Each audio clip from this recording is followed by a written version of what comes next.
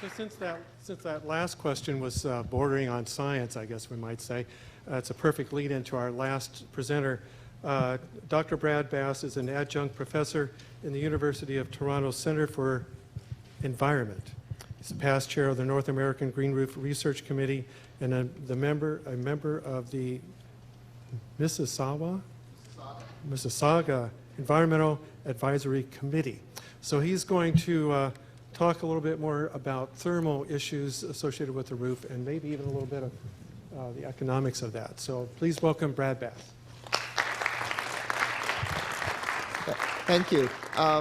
It's really a pleasure as a Canadian to come to Portland. Portland feels very much like a Canadian city, except when I turned on the TV this morning trying to get an update on the Stanley Cup playoffs, and all they did was talk about basketball.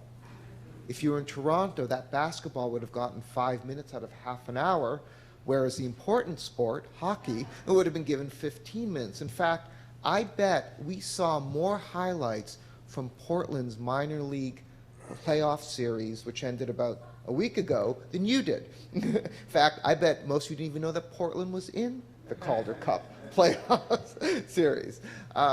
On the other hand, it's also, as a fan of this television show Grimm, it's wonderful to be in a city that has such an active wildlife. And I do watch that every week. It's one of our favorite shows in my house. Now, most of you don't know me, and you're wondering why they brought me here, but besides the work on energy and green roofs, which I've done for many years, I've also design biofilters and write training manuals for biofilters. This one you're looking at cost about $100 to build and thoroughly clean the water from a septic tank, removing all the E. coli. Also, we work on breathing walls. These are tropical rainforest ecosystems that will essentially clean the air in your room, removing all harmful and maybe not so harmful things that you're currently breathing in this room. And I also teach a course on green walls for green roofs for healthy cities, as well as one on ecological design for green roofs. I want to talk about energy today, and a lot of what I talk about is going to be what happened when we looked at the green roof on Walmart in Chicago. And the reason why this one's so important, it was the largest green roof ever monitored, and it was the only green roof, I think it was the longest green roof ever monitored for all 4 seasons. And one thing it taught us, outside of the fact that we have a security update coming again, I think it's going to start very soon, Tom. I think I'll be doing this without the, you saw the important stuff already, the breathing wall. So one thing we learned about Walmart, from monitoring Walmart, was that the energy benefits are not just summer benefits, which is what I used to tell people, but in fact they are full year benefits. And in fact, the benefits we see in the other 3 seasons may exceed the summer benefits. Now, besides the energy benefits associated with one particular roof,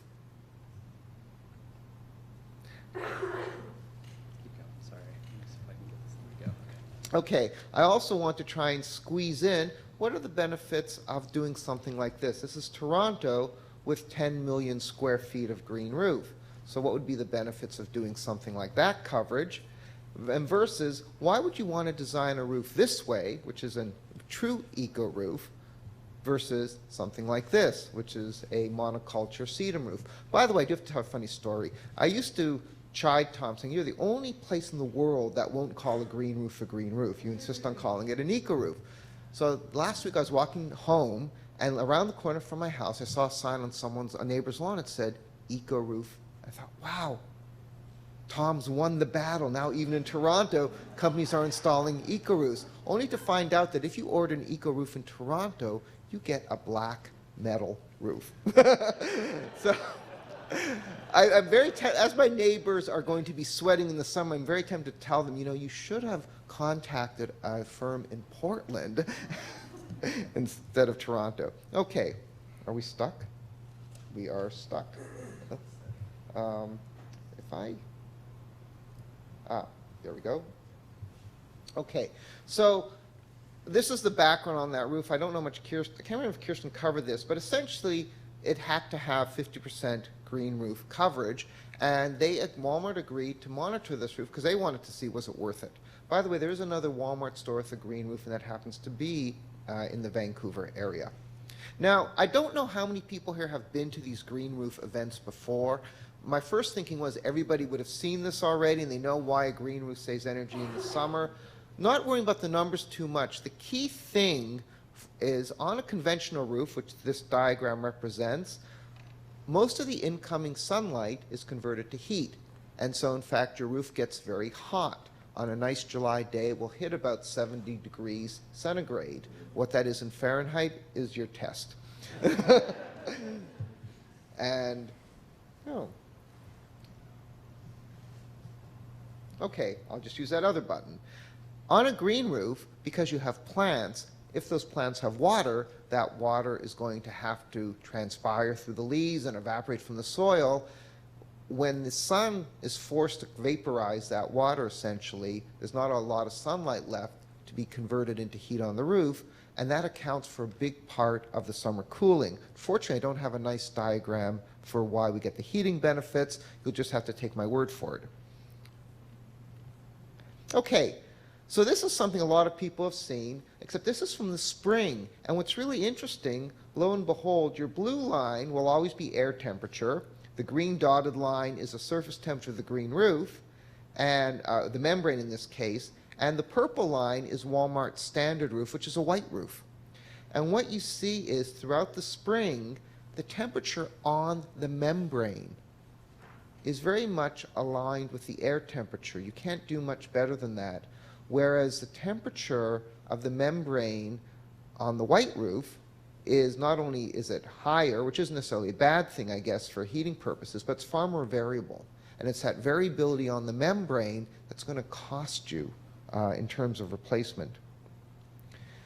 Now we go into the summer. This is the maximum daily air temperature, the one we're most concerned about. Look how much warmer the white roof membrane temperature is versus the green roof membrane temperature. And look at how much more variable that white roof membrane temperature is. That's a key thing. The temperature underneath the roof is fluctuating much more wildly with a white roof versus a green roof. This is a longevity issue, and you'll see it's also an energy issue. Here's the same thing over a 7-day cycle, which really just again highlights the variability in temperature and the rapid the sudden fluctuations in temperature underneath the white roof versus the green roof. Now, the important thing, the heat flux. So this is heat flux from October 2007 through December 2008. So it covers about a year and a half. And what we can see is the red line is the flux of heat in or out of the Walmart standard roof. You can see in the winter months how much higher it is outside of the building, again, versus the flux of heat in the green roof. You'll notice with the green roof in the winter, there are a few times when the lines are flat. And as soon as I saw this, I mentioned to the Walmart folks, did you have snow on the roof at that time? Of course, nobody knew. We had to go back and check the weather records for Chicago for all these flat line periods. In fact, it did snow. So when you get snow on a green roof, one, it will stick to the roof, which is good in this case, because it's a great insulator and really dampens out all the fluctuations. I was going to have 5 slides on this, then I realized I'm in Portland. I know it snows here occasionally, but unless you're going to get snow for 3 months, a snow cover for 3 months, it's not going to be a big issue. Here is the fall. And the fall's kind of, again, everything's a little bit closer in the fall, but still basically in the maximum temperature is still slightly higher on the membrane than it is with the green roof. Again, the green roof very much follows our standard roof. Look at the minimum though. Under the white roof, the temperature is highly variable and it's much lower than it is under the green roof. So again, from an energy perspective, you're getting a much more stable temperature and it's staying warmer. Essentially what that will mean is less heat will leave the building. Here's the winter. And again, we see a similar picture. This is the minimum temperature variation in the winter. And again, the green roof membrane, in this case, was consistently higher than the air temperature. And again, the important thing was it did vary, but the variability was less than the variability we saw under the white roof. And those two things are important. The green roof is keeping the temperature at the membrane level more constant and warmer than you would find under a white roof, even without a snow cover. And that's key because for cities that don't have a snow cover, that's something you want to know. Now, snow cover would keep the more heat in, so maybe you want to rethink your climate here. Here's the heat flux in the winter, and again, look at the variability in the standard roof, with the white roof, versus the green roof, and that's really the key. That represents the heat, the variability in the heat leaving the building. Now, it is variable, so many days the white roof actually had less heat leaving the building, but for the purposes of membrane longevity, one reason why green roofs last so long is because that temperature on the membrane is much less variable than the temperature of the membrane under a white roof or a black roof.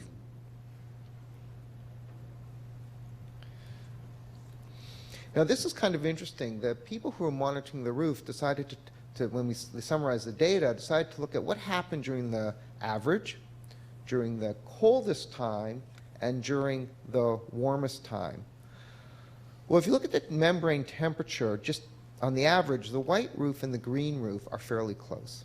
Between October of 2007 and December of 2008, the green roof temperature is in fact slightly warmer, which isn't necessarily a benefit in the summer.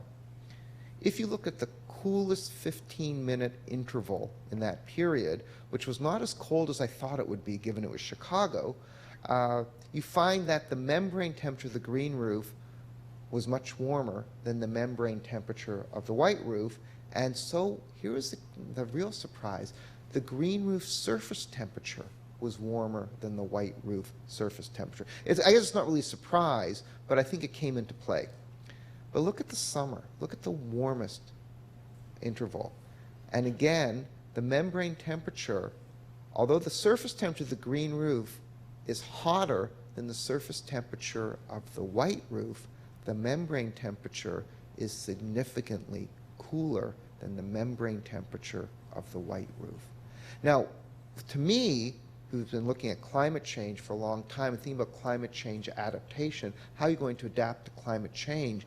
This is clearly an adaptation to one of the things that is going to happen, which is more intense and more frequent heat waves. And a green roof will be a great way of protecting building infrastructure.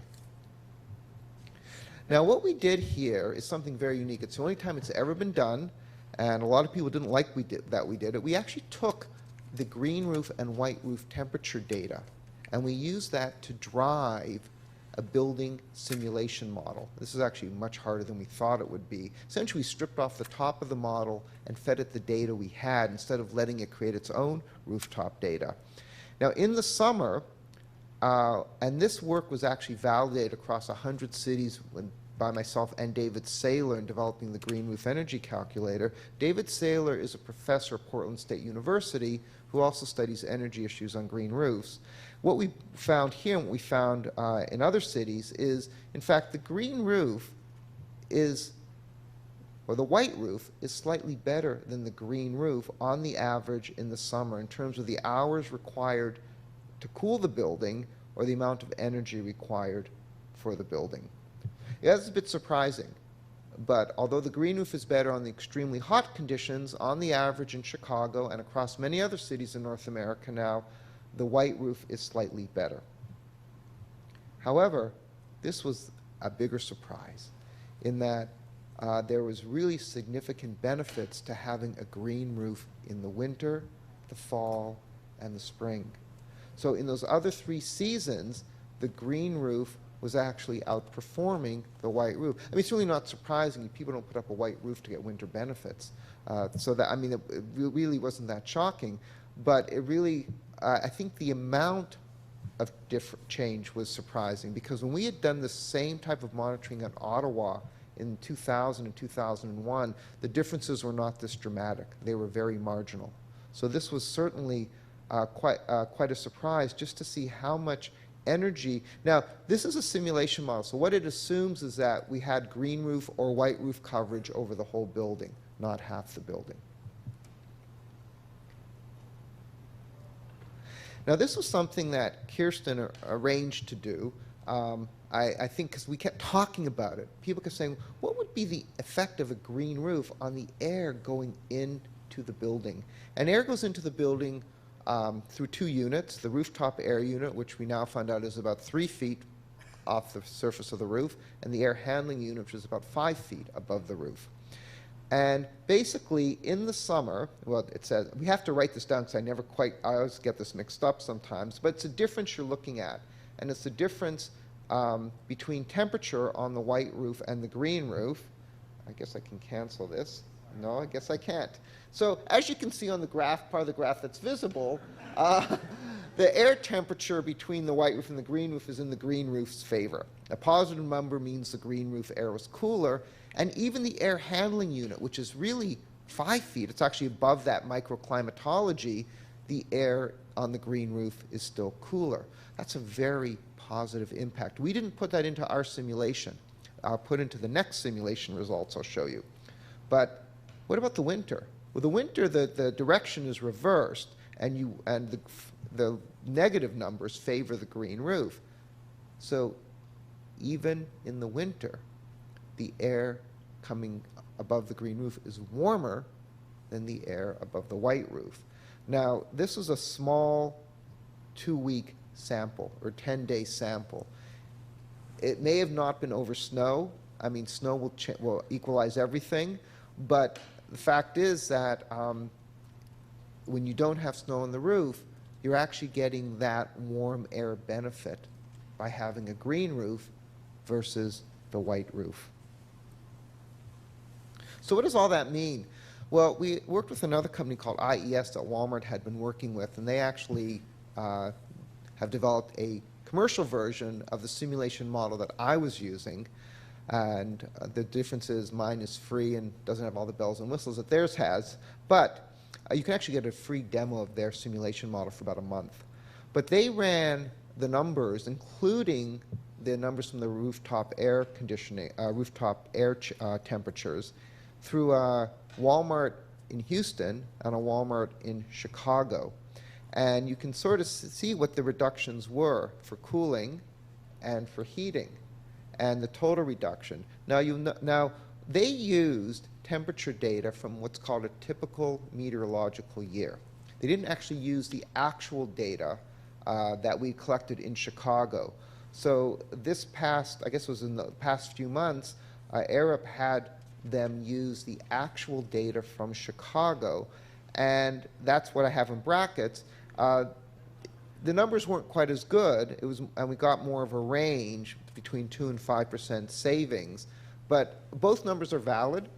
Again, one's a typical year. One is numbers based on the actual 2 to 3 years of monitoring we did.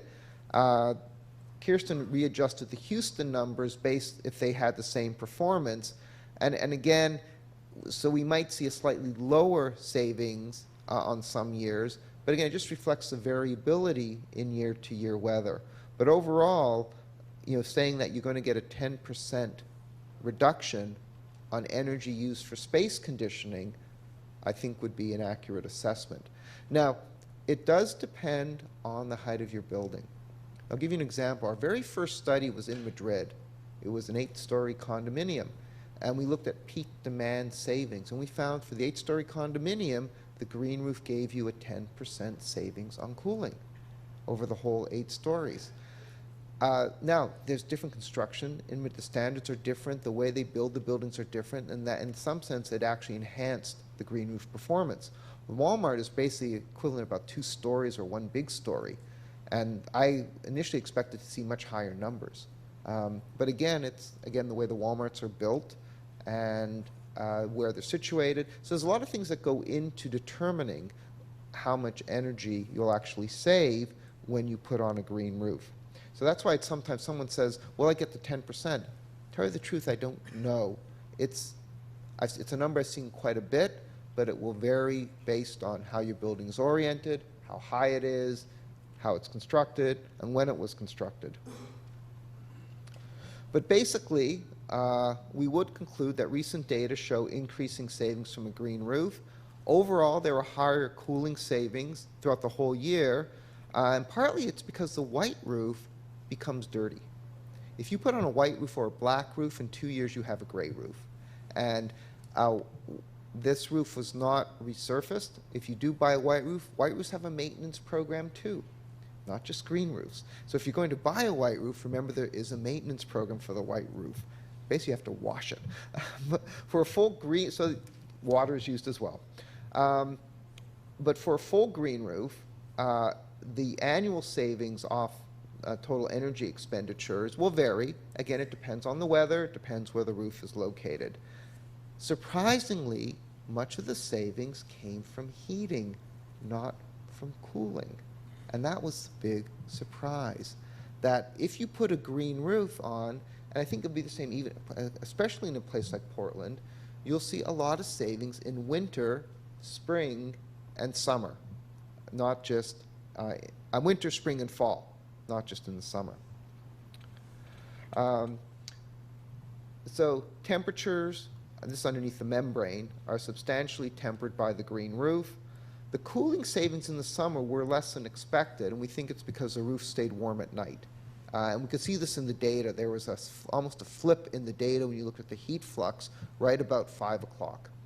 And one way that perhaps you could get greater savings in the summer would be something like night flushing of the store, which we're not sure it was done with the Walmart in Chicago. What do you mean? Night flushing of the store? You got to get the hot air out, basically. So there's a reason it's not always easy to do. Now, this is a study that was done by Patrick Carey. He's kind enough to send it to me. It's a little bit closer to home for you guys. It's a green roof on a residence in Vancouver, Washington. The green roof was installed in August 2009. They didn't have an intensive monitoring, but one thing Patrick was showing me is that the natural gas consumption went down quite a bit in the 2 years following the installation of the green roof in a climate that's probably more similar to Portland than Chicago is. Now, from the Vancouver one, what they found, even with variations in annual temperatures, they found in that house heating load reductions of at least over 20%. And because they also added a PV array, there was more fuel savings. And when they linked it up with the savings they found in the cooling load, which he didn't report to me, they found they were quite substantial. So that's a residential green roof in a West Coast climate. Now, what I want to show you is what would happen if you took 1 square kilometer, and how many acres that is, again, is up to you to figure out. If you took 1 square kilometer and you covered it in green roofs. Now, we did this for 3 areas and modeled it with a high-resolution meteorological model. These are 3 areas in Toronto. I'm just going to show you the results for one, the industrial site. Similar, because I think it's most similar to the east side of Portland that was modeled by David Saylor and was referenced in one of the earlier talks. This is a 3-dimensional visualization of what happened with the green roofs, and you can actually see where the cooling is, and that's a 1.5 degree cooling over most of the area that's 100% green roof coverage. Now that 1.5% degree cooling in this area will probably mean a 5 to 8% reduction in electricity demand. Now look at the other side. The other side was based on creating, you can see it, is this a laser pointer? This is a hydro corridor, and it's mostly paved, So what we did in the model is we planted it with trees. And when we did that, we got a 3.5-degree cooling, but only on the leeward side. Basically on southeast of the corridor, because the wind was blowing in this direction, significant cooling. With the green roof coverage, the cooling was more even, but not as great. So you can integrate these two things, but whether you decide to reduce energy costs through a landscaping program versus a green roof program, you will get different results. Now, that's just a touch of that. If you come to Chicago in October, I hope to present a lot more about that, including what happens when you reverse green, i.e. pave over the green parts of a city. This is a number of sedum roofs in Toronto, and what I'm going to try and convince you is why you may want to, instead of designing this way for energy purposes, consider something more along this design. By the way, this is the old green roof in the city of Toronto, non-maintained, fully over. So that's a green roof that they stopped maintaining, fully overgrown, and now it became a nice meadow. Same thing at Ryerson University. They planted a green roof of white daylilies, but they didn't really maintain it either. So it attracted a lot of visitors, became a very biodiverse roof. But there are some good reasons why you might want to design your roof for biodiversity. Now, the basic idea, if you're designing for biodiversity for energy purposes, is to get texture on your roof, both in terms of your terrain and your plant heights. You want that texture because it really creates niche climates. In the winter, it's going to reduce the wind speed, and reducing the wind speed reduces the wind chill on the roof of the building, which has, just like we suffer from wind chill, so do buildings. So, but in the summer, biodiversity is cooler. And people say, it is? Well, it is. Now, as I showed you before, when the sun hits the apple tree, it's going to be, this tree will present a cooler surface because water is evaporating from the surfaces of the leaves. Whereas when it hits a city, it heats up the city, anywhere from 2 degrees to 10 degrees.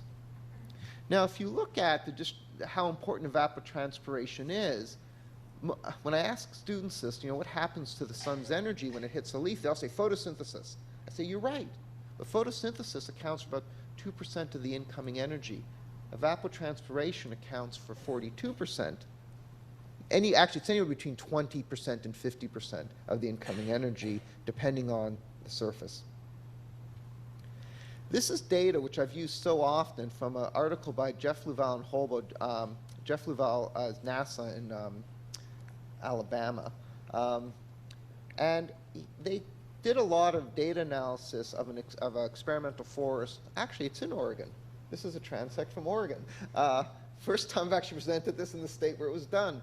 And what you can see is that during the day, the coolest temperatures are in the shelterwood. This is the only biodiverse system that was sampled. The Douglas fir plantation, calling it a monoculture is not quite right, but it's more of a monoculture than the shelterwood.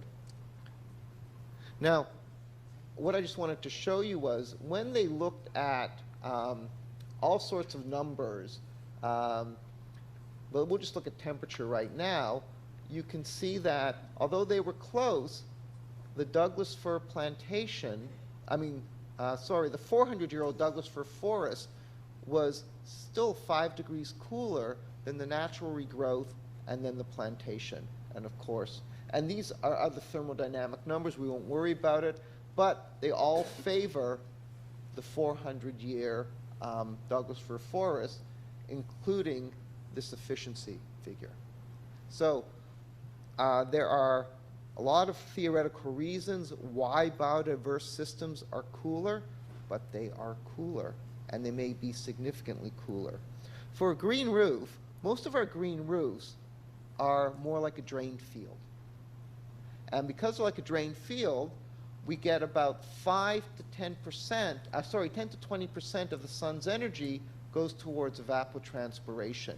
That house in Norway, by the way, that Chad said is a maintenance nightmare, is an energy. If you looked at it, it was white. The windows had reflective curtains on them. That house was designed to stay cool. Here's why. That forest on that house, 70 to 80% of the sun's energy is going to evapotranspiration.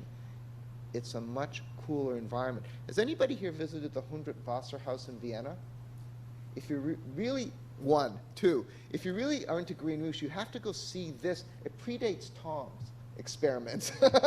And unlike Tom putting a little meadow on his garage, they put a forest on I think it's a 5 or 8 story apartment building. And basically eliminate the need to heat or cool that whole building. I wouldn't advocate doing what they did, because when I went in 2005 and I said, "You guys must love living here," they said, "No, it leaks." Yeah, if you don't put a rubber membrane on that, and Hundertwasser predicted it would start leaking about 2005. He actually predicted that. That's about the length of the system. Now, finally, those of you who have been in the green roof field a long time may recognize that as Dusty Gedge, who is, and look at what happens, the transformative power of biodiversity.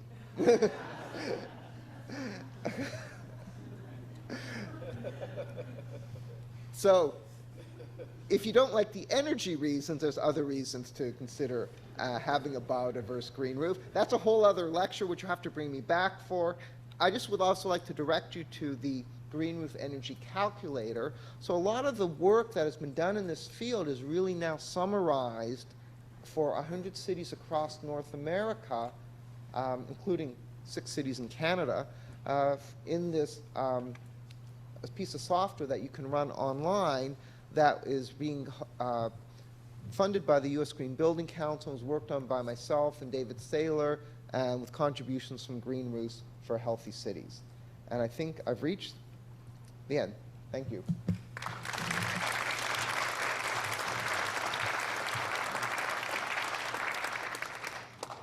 Yes, I'll take questions.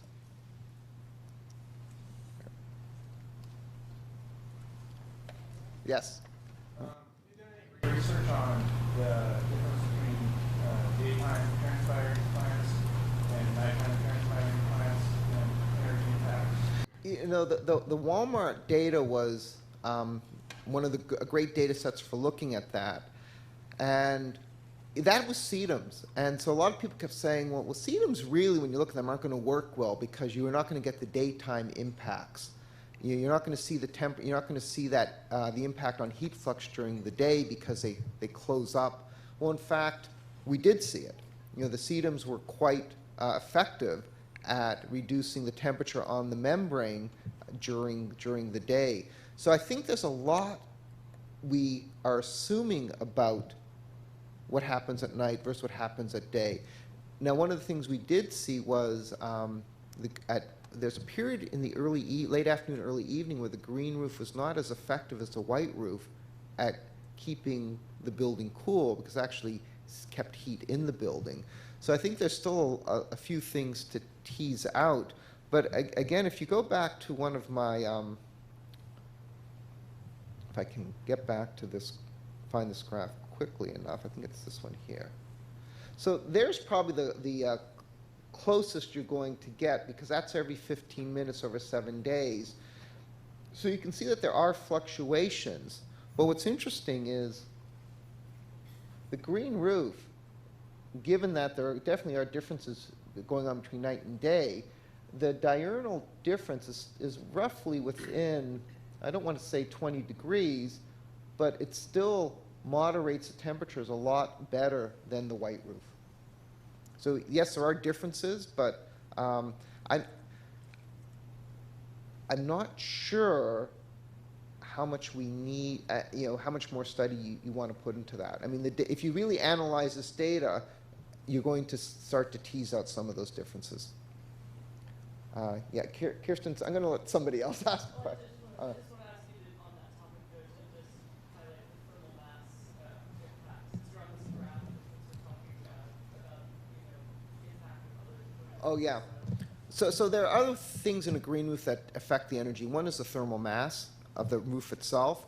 and one is the amount, which is also influenced by amount of moisture that may or may not be in the roof at the time the observations are made.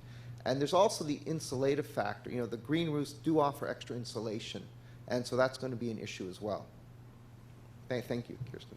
Yes? That was actually what I was going to ask about. You mentioned the diversity of species had an impact on Yeah. thermal impact. I was going to ask about thermal mass. How about irrigation? Irrigated versus non-irrigated? Yeah. More moisture is going to have evapotransport. No, that's a good point. So, first of all, people ask all the time, what's the largest impact on the green roof? And I've seen some others, at least one other study that broke this out. It seems like, and this is my own feeling, is that evaporative cooling is the largest factor in the summer. If your roof is not irrigated, so if it dries out, and I'm sure you have a few roofs like that in Portland that turn bone dry in July, it's going to behave less like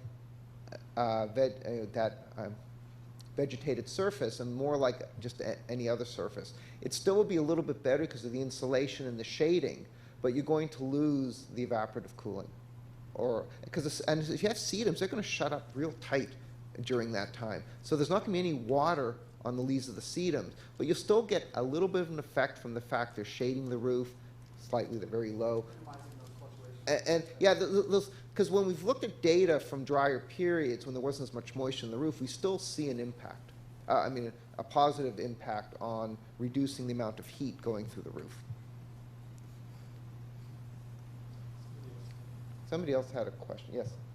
How do you know the difference between roofs which are flat versus texture? That's a really good question, only anecdotally. So when I talked about the texture of the biodiverse roof, we just know people reporting, but it's more anecdotal. There's not really been as far as I know, a study really comparing, over a large number of roofs, the difference between having that texture versus a totally flat roof. It's just based on the physics of what happens under a rougher surface. There are certain things that we expect to happen, and they've just been verified again. But when I say anecdotally, people may have done a few measurements under those roofs, or they may have done a few measurements above it, or they may have done they may have collected information from people who actually live under the roof versus other roofs, but it's not been systematic. Okay. Brad, thank you very much.